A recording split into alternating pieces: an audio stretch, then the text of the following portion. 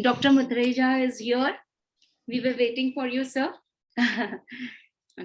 um, Now, starting with the session, High Court Bar Association Nagpur, with the valuable support and efforts of the Special Committee of Seniors and socially dedicated and industrious members of this bar, they have been making consistent endeavors to increase awareness amongst the legal fraternity about various aspects of this pandemic. To effectuate this objective, various experts were invited recently who have shared their valuable information with our members through their speeches and interactive sessions. Now, in continuation of these efforts, today, friends, we have invited Dr. Deepak Matreja, MD, TB and chest diseases. He is a renowned doctor and presently a consultant pulmonologist at Getwell Hospital and Research Institute. He is an expert on respiratory diseases. He is also a teaching faculty in Academy of Ethical Clinical Research and Training and other institutes as well. In addition to the various specializations and achievements, he has presented many papers world over on important topics. Today, Dr. Matreja is here to share his rich experience and guide us on the important aspect of post-COVID lung issues and their cure and management. On behalf of High Court Bar Association Nagpur, sir, I welcome you to this webinar and thank you so much for sparing your valuable time for this cause. I'm sure today's session will immensely benefit us all. Advocate P.B. Patil, Vice President, High Court Bar Association, will be conducting the question and answer session after Dr. Matreja's speech. And I request the audience to write their questions in the chat box. Thank you so much. Over to you, Dr. Sen. Thank you for the kind words and giving me opportunity to talk in front of all the dignitaries here. So the first question I would be answering is that it is my own question, that why did I choose this topic? That is post-COVID lung issues. Everybody previously has talked about the COVID pandemic, and what are the psychological things, what are the way ahead in COVID times, and how doctors are managing COVID. Everything and the myths have been already answered. Being a pulmonologist, a respiratory physician, I have seen that the COVID is mainly involving lungs.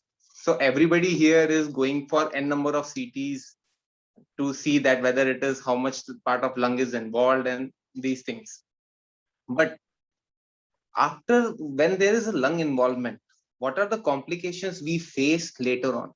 We come across many patients who are asymptomatic, who don't have any kind of symptoms, but still they come to us later on stage with severe kind of infections like tuberculosis or any other fungal infections. Therefore, I chose this topic to make everyone aware that even if you are cured of COVID, the disease pathogenesis is not over. It is still going inside your body. It has made certain changes in the body, which may result in certain other diseases in the future. तो बहुत बार मेरे पास patient आते हैं कि हमारा Covid तो ठीक हो गया, हम तो असिम्प्टोमेटिक थे, but when I do their CT chest, when they come to me fever post covid, so we nowadays everybody must be hearing about fungus infection, black fungus, and there are n number of diseases which were never talked in the first wave but are being talked now. So therefore I was very keen to talk about the topic that is post covid lung issues. So what are these lung issues what we are facing in the patients? So what happens in COVID? There is stiffness of lung. Stiffness matlab lung is a sponge-like organ which actually absorbs air and helps that oxygen to be circulated in the body with the help of heart. During COVID, these lungs become stiff because of inflammation. अपने body में जो cytokines बनते हैं, जो अपना body का defence mechanism है, उसके कारण हमारे बॉडी में जो चेंजेस आते हैं विच आर लाइक लंग्स में, उधर बहुत सारे इन्फ्लेमेटरी सेल्स आ जाते हैं जिसके कारण वो ऑक्सीजन एब्जॉर्ब नहीं कर पाता है। एंड उसके बाद there are certain changes like fibrosis. Fibrosis मतलब क्या रहता है कि लंग में एक बार स्टिफनेस आ गया तो वो जब वो पार्ट काम नहीं करने लगता है तो because of excessive use of that lung, क्योंकि अभी जो बाकी जो बचा हुआ लंग है वो ज्यादा यूज होगा, तो ये इन्फ्लेम्ड पार्ट डैमेज होना शुरू हो जाता है और लेटर ऑन वो फाइब्रोसिस में कन्वर्ट हो जाता है। सेकेंडली, कि जब ये हमारा लंग अच्छे से काम नहीं कर पाता है, that time heart has to function more, and therefore we come across many patients who develop heart attack क्योंकि heart is functioning at a higher extent. So once this lung is involved, now it takes time to recover, for this lung to recover. जैसे कि हमारे इधर लोग RTPCR से पहले CT scan करा लेते हैं, तो फर्स्ट सीटी स्कैन उनका हमेशा 0 आता है, सेकेंड सीटी स्कैन थोड़ा ज्यादा, थर्ड सीटी स्कैन और भी ज्यादा। तो इफ हम लोग अगर सच में देखें तो लंग इन्वॉल्वमेंट चालू होता है सेकेंड वीक ऑफ इलनेस में, और तब हम जज कर सकते हैं कि कितना लंग इन्वॉल्व है। And once lung is involved, after that we have to see how it is recovering. We give steroids to the patient for this lung recovery. We give other anticoagulants जो हम देते हैं, blood thinning agents to prevent अंदर जो embolism होता है, embolism मतलब खून के थपके जो बनते हैं उसको प्रिवेंट करने के लिए हम लोग ये ब्लड थिनिंग एजेंट्स देते हैं। इतना सब करने के बाद जब लंग रिकवरी स्टेज में आता है, ड्यूरिंग दैट टाइम जब patient third week of illness में आता है या फोर्थ वीक ऑफ इलनेस में आता है, तब हम ये देखते हैं क्योंकि उनकी immunity because of Covid already low रहती है। हमारा इंडिया जो है it is endemic for tuberculosis, तो सबसे ज्यादा हमें जो इन्फेक्शन मिलते हैं पोस्ट कोविड वो है ट्यूबरक्लोसिस। छाती में पानी भरना, कफ आना, पीला बलगम आना, ये बहुत कॉमन है even with the mild asymptomatic patients. Second है फंगल डिजीजेस। हम लोग पेशेंट को स्टीरॉइड्स देते हैं बिकॉज हमको लंग बचाना रहता है, उनकी जान बचानी रहती है, और साथ में अगर उनको डायबिटीज है तो उनमें फंगल इन्फेक्शन के चांसेस हमेशा ज्यादा रहते हैं। देन थर्डली हम लोग ये देखते हैं, ये हो गए इन्फेक्शन की बात। नेक्स्ट है लंग फाइब्रोसिस। लंग फाइब्रोसिस क्या रहता है कि एक बार लंग में डैमेज शुरू हो गया, अगर वो हील नहीं हो पा रहा है तो फाइब्रोसिस हो जाता है। Fibrosis is nothing but the scar. हमारे हाथ में अगर कट लगता है तो वो हील होता है स्कारिंग से, वैसा ही स्कार्स लंग में रह जाते हैं। अब वो कितने प्रमाण में है उस हिसाब से वी गिव द मेडिसिन, हम लोग को जो मेडिसिन देनी रहती है। इसीलिए हम लोग पेशेंट्स जो आते हैं 2 महीने के बाद आफ्टर रिकवरी ऑफ कोविड, हम लोग उनका लंग फंक्शन करके देखते हैं कि उसमें पता करने के लिए कि एक्चुअल में लंग कितना डैमेज हुआ है, जो कि हम सीटी से भी नहीं पता कर सकते। तो इन्फेक्शन और फाइब्रोसिस ये 2 इंपॉर्टेंट लंग इश्यूज हैं जो हम एड्रेस कर रहे हैं। तीसरा है जो पेशेंट्स को दमे की शिकायत है या जिन लोगों को प्रीडिस्पोजिशन है ऑब्स्ट्रक्टिव एयरवे डिजीज, जैसे कि जो पेशेंट स्मोकर है, उनमें ऑलरेडी जो हम लोगों के विंड पाइप्स रहते हैं वो इन्वॉल्व रहते हैं, वो कॉन्स्ट्रिक्टेड रहते हैं, और ये कॉन्स्ट्रिक्शन होने के कारण उनमें पहले से ही हवा कम जारी रहती है, एंड कोविड होने के कारण जो उनको बाकी लंग इन्वॉल्वमेंट है जिसके कारण ये सब चीजें बढ़ जाती हैं। तो हमें इसका ट्रीटमेंट भी प्रॉपरली करना पड़ता है। हाँ, कुछ पेशेंट्स में हमने पोस्ट कोविड में दमे जैसी शिकायत भी देखी है, इसीलिए कुछ पेशेंट्स को अपना जो जिन लोगों को ब्रेथलेसनेस होता है उनका सीटी स्कोर कम होने के बावजूद भी जब हम पल्मोनरी फंक्शन टेस्ट करते हैं, लंग फंक्शन टेस्ट करते हैं, तो उसमें ऑब्स्ट्रक्शन मतलब विंड पाइप में ऑब्स्ट्रक्शन दिखता है। तो ये सब चीजें हैं जो कि पोस्ट कोविड लंग में प्रॉब्लम्स हो सकती है। ड्यूरिंग कोविड तो यस, लंग में तो बहुत प्रॉब्लम्स रहती ही हैं, बट आफ्टर कोविड भी हम लोगों को बहुत सारे इन्फेक्शंस, दमे जैसी शिकायत और फाइब्रोसिस, ऐसी 3 चीजों से हम लोग डील कर रहे हैं। और जो बाकी रेयर डिजीजेस हैं जैसे कि एम्बोलिज्म, जैसे कि खून का तबका बन जाना लंग्स के अपना वेसल्स में, ये कुछ रेयर डिसऑर्डर्स हैं। उसके बाद न्यूमोथोरैक्स मतलब फेफड़े और चेस्ट वॉल के बीच में हवा भर जाना, फेफड़े का पंक्चर हो जाना, जो हम अपना नॉर्मल लैंग्वेज में बात कर सकते हैं।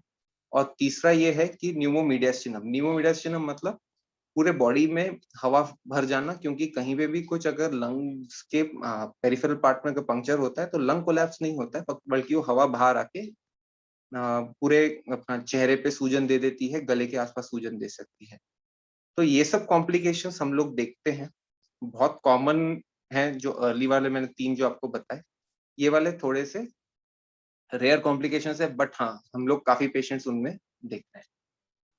तो इतना मैं आपको जो बताया हूँ, मैं चाहूंगा कि ज्यादा टाइम हम क्वेश्चन आंसर्स में दे, तो आप क्वेश्चंस पूछ सकते हैं अबाउट लंग डिजीजेस जो भी कोविड में हो रहे हैं, या जो भी कोविड से रिलेटेड आप लोग की क्वेरीज है। Yes, Dr. Sab, good evening. Good evening. The first question is, does COVID affect respiratory and circulatory system? COVID is mainly affecting the respiratory system, and circulatory system is affected because of the body's response. The virus is actually getting entry through your nose. From there, the inflammation starts and it spreads to the lung. And after that, because of the body's response, there is circulatory system disturbances like embolic, what I told, that the clots are being formed in the body. Second question is, how long does the damage to lung continue? Is it for lifetime or does it get better over a period of time? Yes, it's a wonderful question, and the answer will also be like that. So the good news is that the lung issues post COVID is near totally reversible. I'll tell you, I have seen patients with CT score of 25 by 25, and after 6 months, when I did a CT on advice of the patient, lung function was completely normal after 6 months. When I did, the score was 0 and there was very mild fibrosis. So the good news is that the post-COVID, if the patient is coming for follow-up and following the advices of the doctor properly, then the chances of this fibrosis being there is really negligible, less than 5%.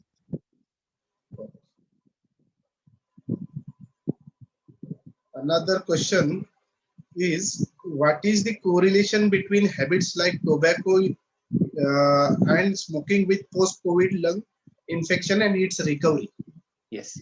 So actually, the smoking is an independent risk factor for severe COVID disease.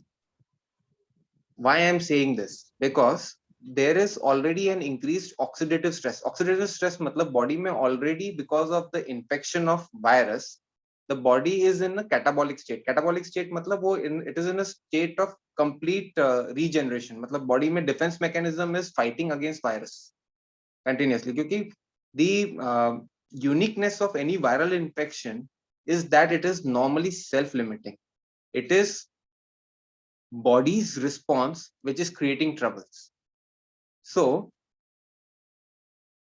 this whatever the body's response is there, we are tackling with that.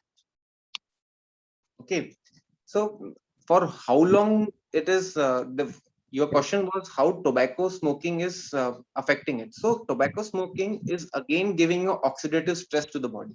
एक दूसरा stress मिल रहा है body को, जिसको again उसको tackle करना है regeneration करने के लिए. तो there is overtly inflammatory response. तो जितने स्मोकर पेशेंट्स रहते हैं उनमें हमेशा देखा गया है कि they develop a severe kind of disease. This is the correlation between these two things. So ideally speaking, the one should not smoke so oftenly, and if he develops COVID, then it would be a relatively difficult to handle kind of situation, because already lung parenchyma is relatively damaged in the patients who are chronic smokers. Thank you, Dr. Sir. Another question is, how should such patients who are impacted by post-COVID pulmonary issues deal with places which have high air pollution? Right. So firstly, I'll if there is high level of air pollution, use of mask will help you a lot. Why I'm saying this again? So within last 1 year, we have found out that there has been decrease in the exacerbation rates of COPD and asthma, which we find very commonly during winters. But this time we didn't have. The people attributed it to the COVID, that because of COVID, people are not coming out, but because of use of mask and lockdown, the pollution was lower on the lower side, and people didn't have this exacerbation of COPD and asthma. So use of mask is the wonderful thing for people who are living in polluted cities. Okay.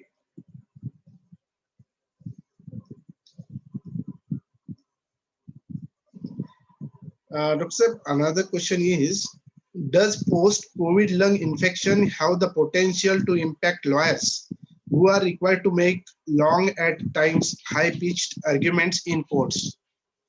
So again, this is like if the patient is having post-COVID lung issues, infection, or either fibrosis, the lung capacity is on a lower side.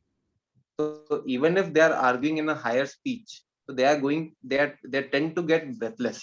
So it would be better that they would have a short kind of arguments post-COVID. At least I normally advise my patients that at least for 2 months they should avoid speaking in high pitch, and they should avoid having a long conversation post COVID, because that is the time when the lung is at a recovery stage. Post 2 months, yes, they are like at a better position, and the lung function also improves after 2 months, so they can have a proper discussion and everything. Another question by our esteemed colleague is, sir, you advise on effect of CT scan. Do you advise regular CT scans for study of damage or recovery? Okay, so now we are facing a very big challenge in nowadays. What is that challenge? People are not coming up with RT-PCR report, but they are coming with a CT scan. And why this is happening? Because of the rampant use and easily availability of the CT scan. Once the patient is having a available test, they get a CT scan and they tell me, sir, zero ka score. In early stage, the score is zero. What I normally advise to my patients is that once their oxygen saturation starts reducing below 94%, then only they should go for a CT thorax. And after walk test, I ask my patients to do frequent walk test. And if their walk test, it is showing that there is 3% of desaturation, मतलब उनका baseline 99 है और वो 96 से नीचे जा रहा है walk करने पे, then I advise them to go for a CT scan and blood reports. So CT scans, yes, they are being used for severe disease and also for knowing about the post-COVID lung complications. But per se, for treatment purpose, I'm not frequently using CT scan until unless the patient is advising me, sir, CT scan lik do na, please. Otherwise, I don't do it. Dr. Sab, another question is from our senior member, Mr. Shyam Devani. If the patient had no symptoms and he is recovered from COVID, still whether there will be a chance of infection on lungs? Yes, absolutely. And why is it so? I'll answer that also. So what is happening in COVID, as I told, the immunity is going down. So in our body, there are defense mechanisms, and COVID is actually shutting all your defense mechanism down. So we are coming across the patients who were asymptomatic or who never knew that they had COVID with tuberculosis, with fungal infections. And they had never used steroids, and they were never being treated for COVID also. They were not even aware that they had COVID. So yes, there is high chance because of the lower immunity. And how to combat that also, I'll tell you that you have to keep your immunity high. And in case you develop any kind of symptom like cough or breathlessness post-COVID, don't attribute it to any other thing other than lung infection. Get yourself checked with a pulmonologist that whether his lungs are fine or not. Dr. Saib, another question is by our learned secretary, Mr. Praful Kubalkar, which is of a common importance, I feel.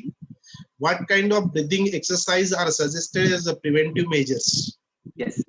So for preventive measures, you need to see the lung involvement is going to be there because it is the actually body's response to the virus. And in case the person is not involved with the COVID and he wants his lungs to be at a better capacity, he has to do certain kinds of breathing exercises. Like the best one, what I advise to my all patients is Anulom Vilom.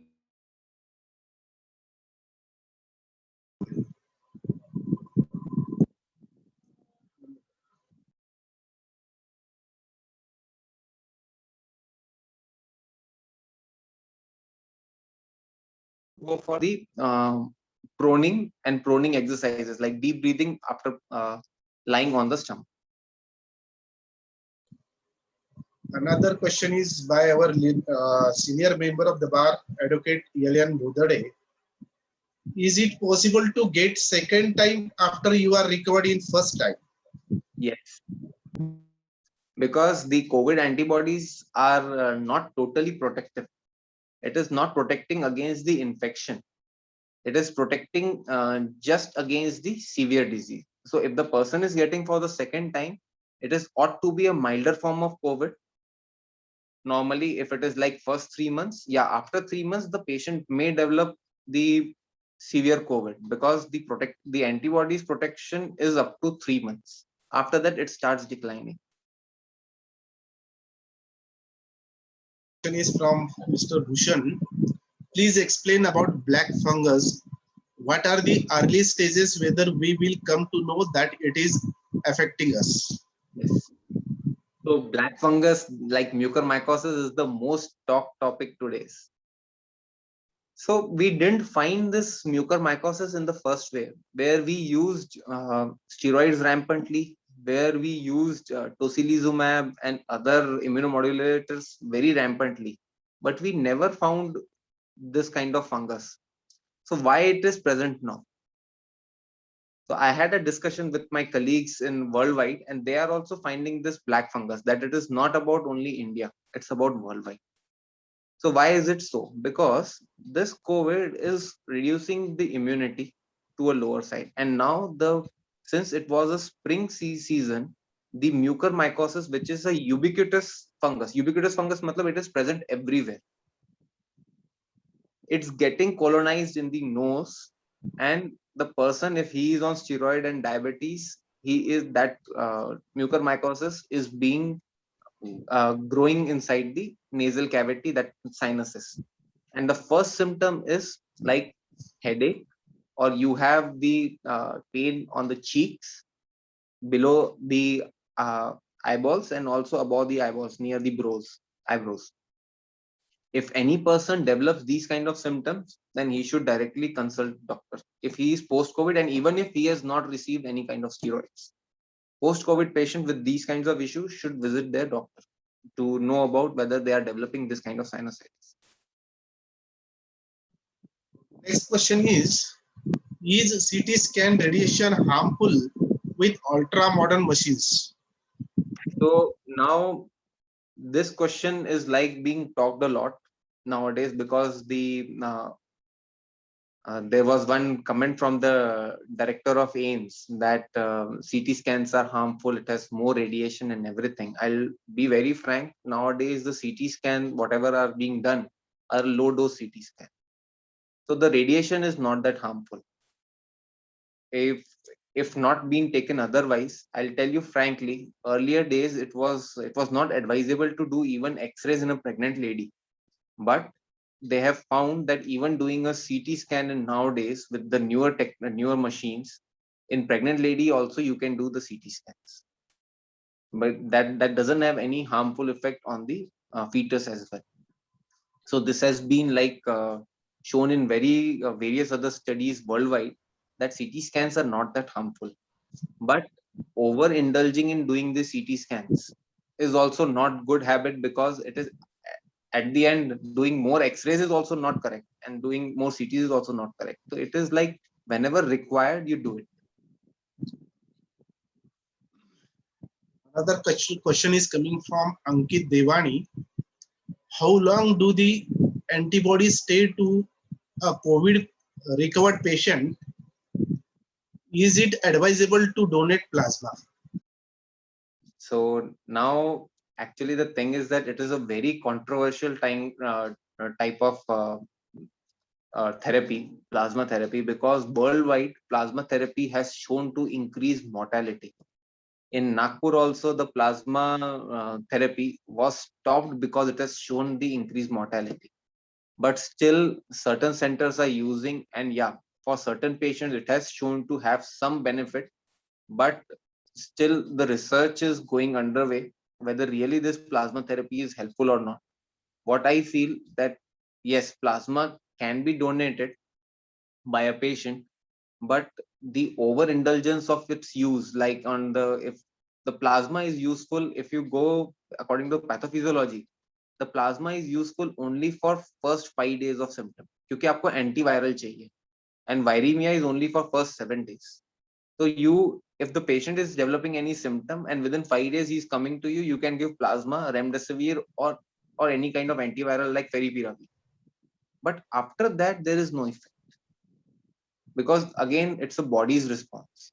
Yes, some people are using it, and some people, because they have like trying on its patients, but literature doesn't support use of plasma, and donation increases the burden on the bank, and then they are also like the plasma is being used.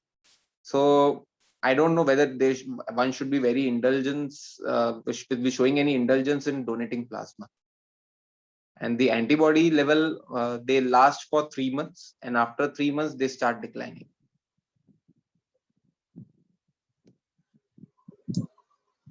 Ideally, after how much time a person can take vaccine post COVID? See, again, this is a question of research. Till the research are going on, but as I told that the antibody are in the body for at least 3 months, so it is advisable to take vaccine only after 3 months. Okay. Dr. Sab, do you advise yoga is the best for increasing immunity? I'll say any kind of breathing exercises is good, because you are taking more of oxygen and you are trying to use your lungs to the extent of its use, because many a times we are not using at least 20 to 30% of our lungs, which are readily usable. And that is what is the concept of proning. Proning means lying down, lying on your stomach. So yoga, yes, it is beneficial. And also pranayam, yeah, I am for it, except for Kapalbhati, which is mainly for weight loss. It is not for increasing the lung functions. For lung functions, Anulom Vilom is perfect. You are using deep breaths and everything. Then doing Omkar, yes, it helps to expand the lung. So all kinds of primitive exercises, they are really very good. Is Kapalbhati is not advisable. It is not. Kapalbhati is not advisable for respiratory patients. And the person is required to do it technically, means from the experts he has to learn first. He has to learn it from the experts, because if he is doing something wrong, then it is not going to benefit. Another question is, if a person is not yet COVID positive, what precaution he should take to avoid lung infection? He is not COVID positive, means he has never been COVID positive. Okay. So the thing is that we are living in India. So India, you have a lot of air pollution. You have still people who are spitting on the roads. So avoiding lung infection is a very major task for every one of us. I'll tell you very frankly, about 64% of the Indian population is already infected with tuberculosis, though they'd never have developed disease, but 64% is already having that tubercular bacteria inside them. So wearing mask will prevent, and using sanitizer or hand washing. I will not be a brand ambassador for sanitizers, but it's like hand washing. Why I'm insisting on hand washing? The virus gets entry from your hand to your nose, mouth, or eyes. The most important entry points are your eyes, your nose, and your mouth. It is not transmitted to food. So proper hand washing and use of mask is the best way to prevent any kind of lung infection also, and also COVID. Another question which is of a common importance, how long the vaccine helps, or every year will have to take vaccine? So the thing is that the vaccine is same as what is the COVID infection. After 3 months, the antibodies starts reducing, and so a booster is recommended after 6 months. Still, the research is going on, but seeing the trend, the booster should be taken after 6 months, and after that, it would be like 1 year. Do you advise any supplement is required to be taken post-COVID? Actually, what I believe that our nutrition, whatever food we are having, is lacking mostly micronutrients. And to reduce the oxidative stress from the body में कोई भी oxidation जो हो रहा है, जो भी infection होता है, to reduce that, we need to take zinc and vitamin.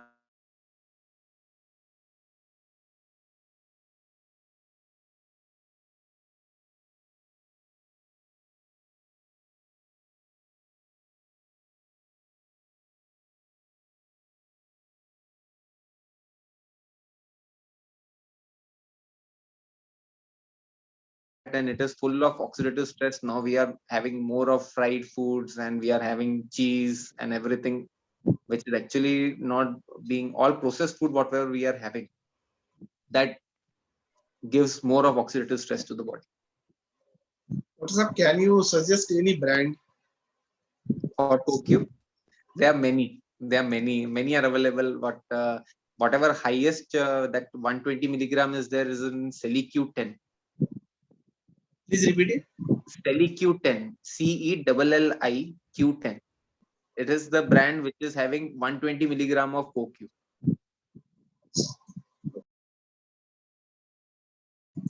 Can person of all ages can take it?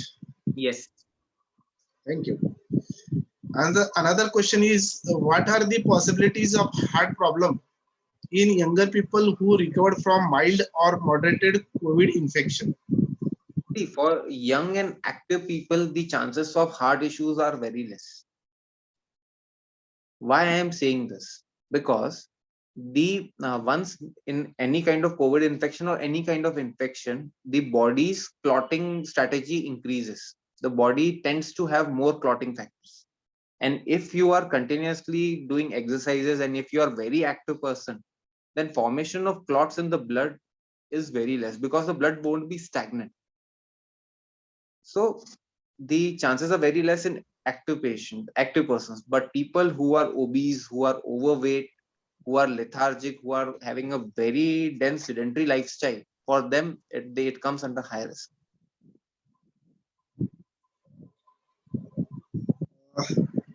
What are the ways to keep post-COVID lungs well toned?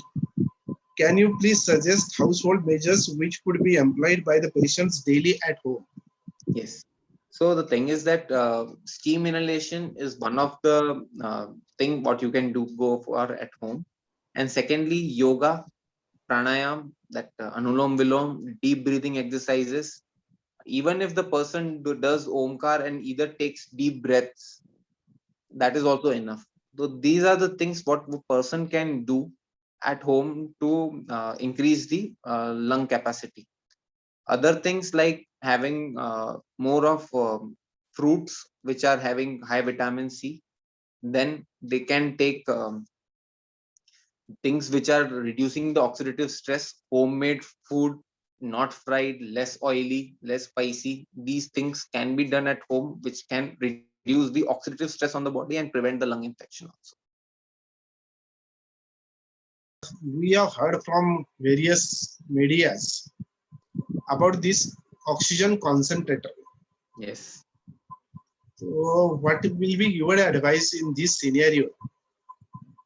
So now the thing is that we are fighting two things.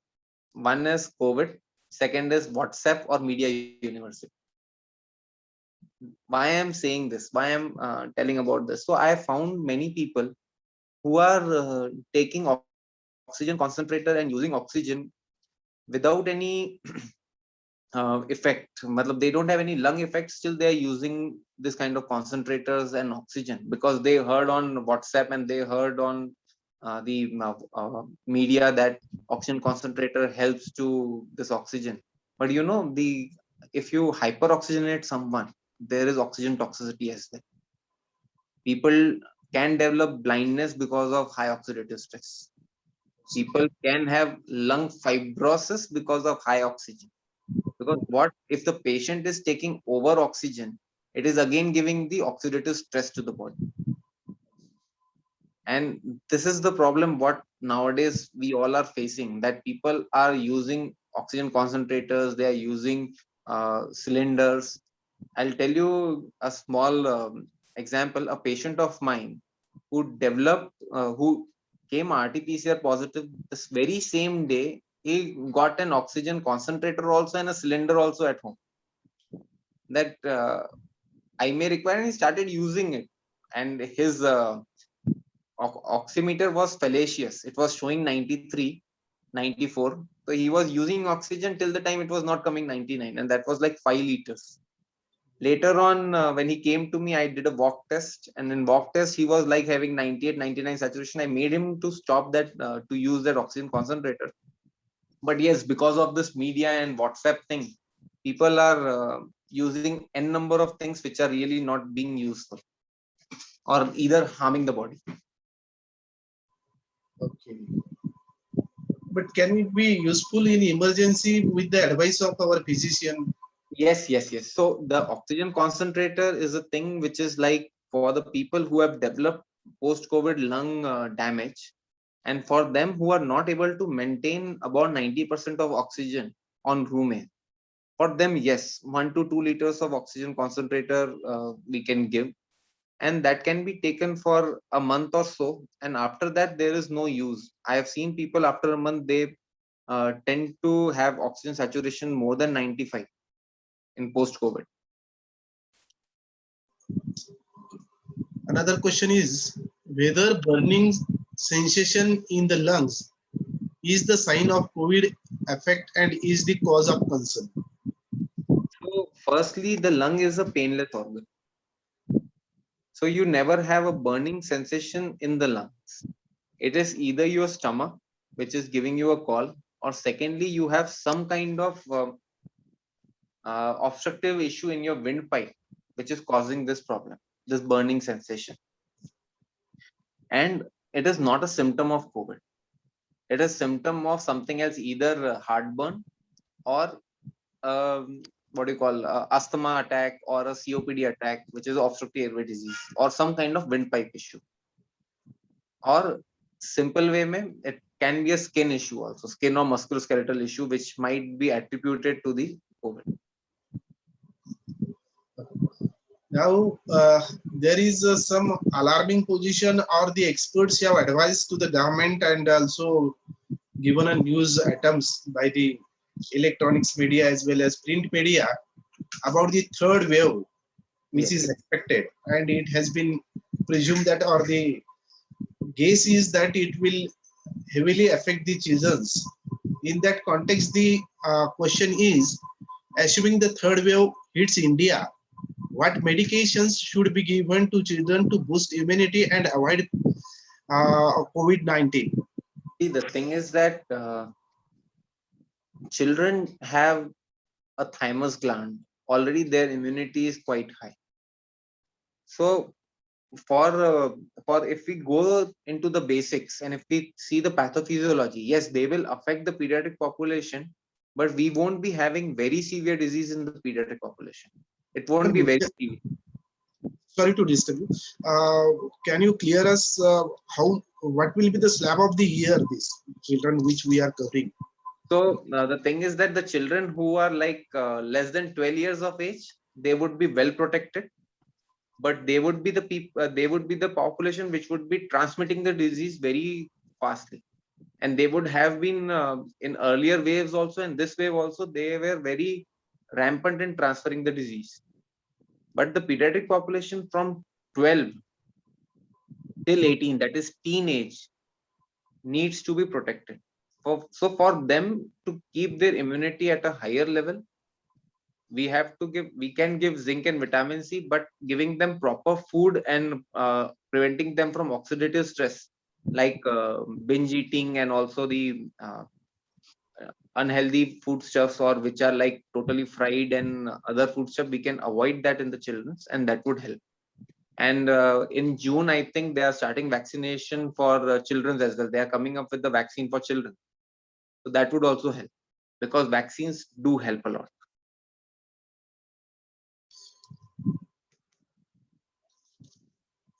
Another question is, what are the possible side effect of steroids on memory and other part of the body? Normally, steroids doesn't have any kind of side effect on memory per se, but other parts, yes. If you are giving it for long duration, the bones tend to be weak. You have more of acidity. Then there are chances of infection. These are the things which do happen commonly in the patients. But with calcium supplementation and proper guidance regarding the use of steroids, will reduce all the side effects.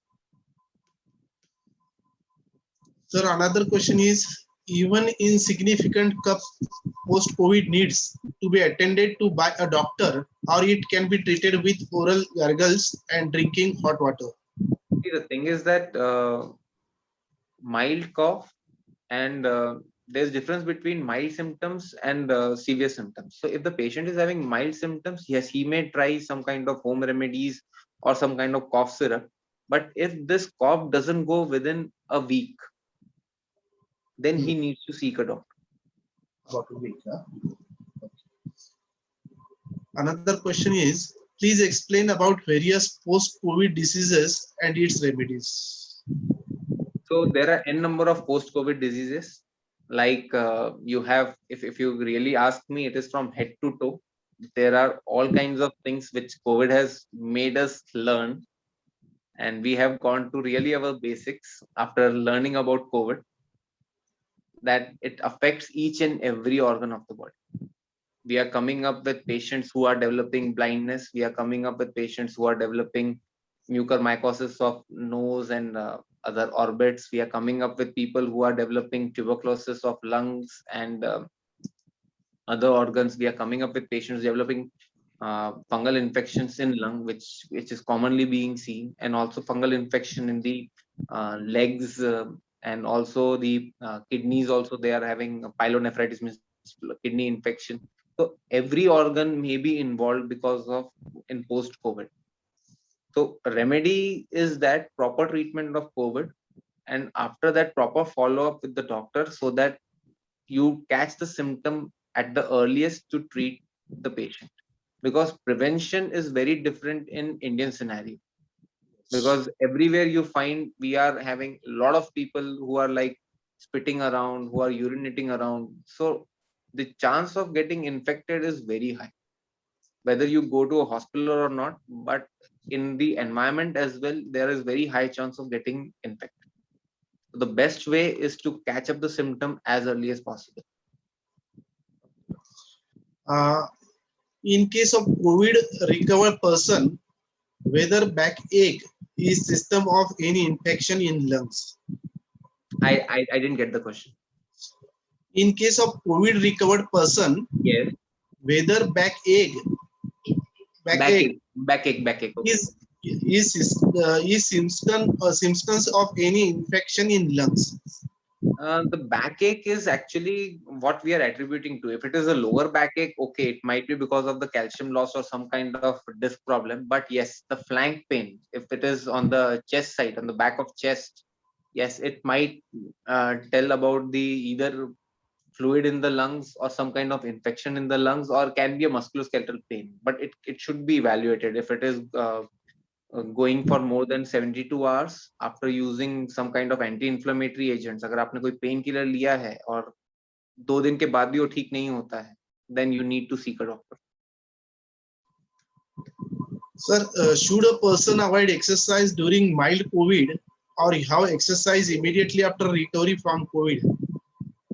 Strenuous exercises is not recommended during mild COVID, moderate COVID, or severe COVID.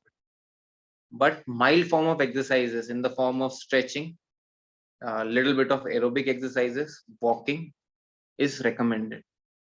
You should go in mild cases, yes, you should do it. Deep breathing exercises, one should always do. In severe diseases also, we are recommending patients to do some kind of passive movement so as to have a proper blood circulation. Strenuous exercises is not recommended, like doing push-ups or doing weightlifting, or these kinds of things are not recommended. Another question is, after how many days of recovery the other post-COVID diseases may occur? So the post-COVID, See, the thing is that even the person is recovered, he has to catch symptom very early, since the effect of COVID is in the body for next 2 months. For 2 months, the immunity is on a lower side, whether he has sought any treatment or he hasn't sought any treatment. Even in cases of mild cases, the for 2 months at least, the person should be very thoughtful and should be very careful about any symptoms which is happening in his body, because earlier diagnosis is better the treatment it is. What will be long-term effect on lungs to a ventilator patient? Okay, so the patients who were on ventilator. So if the patient is on ventilator, there is already stiffness in the lungs. So long-term complication would be stiff lung, for which we have to provide him proper medications and proper lung rehabilitation, what we call it as. That is like the patient should do proper exercises, proper deep breathing exercises. And secondly, if the patient is on ventilator, he might develop not only lung issues, but also the windpipe issues. So windpipe issues are very common. The symptoms are being stridor, means the patient will have a noisy breathing. So every person who has been on ventilator or has been using the BiPAP has to have a proper review and proper treatment from a pulmonologist or a proper person who knows about the respiratory diseases. Okay. Dr. Saab, you have answered our questions in a best possible way, and I think that it will be very much beneficial to our members. Now it is about 9 o'clock, and considering your position, we feel that we should wind up now. Before that, I should extend my hearty thanks to you, sir, for taking out the time and